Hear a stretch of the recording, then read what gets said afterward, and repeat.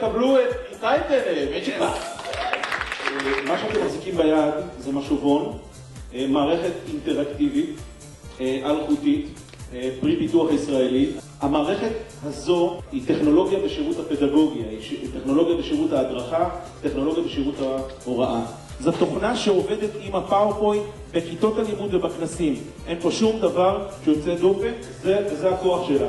אנחנו שואלים שאלת תרגול קטנה, על פי אליוט מאסי, רוב מרכיבי הלמידה בעולם השטוח מתפתחים משתנים במהירות. באילו מישורים באים לידי ביטוי השינויים? מי שהיה בהרצאה בבוקר, נא ללחוץ בבקשה על התשובה הנכונה.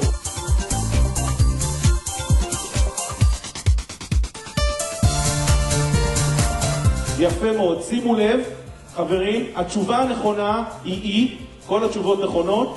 מי מהחברות שהציגו בפניכם הציע את התפיסה המקיפה והישימה ביותר?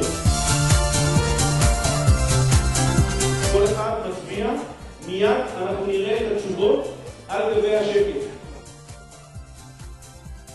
C, פרטנר, המקיפה והישימה ביותר, פרטנר קיבלה 39% מהקולות, אחרי הפלאפון עם 35% מהקולות. שאלה אחרונה, מי מהחברות שעמדה כאן והציגה בפניכם והשקיעה, רבותיי, נתנה את ההצגה הטובה ביותר? יופי, הרייטינג עולה. בואו נראה מה תוצאות מג'יקה אומרות.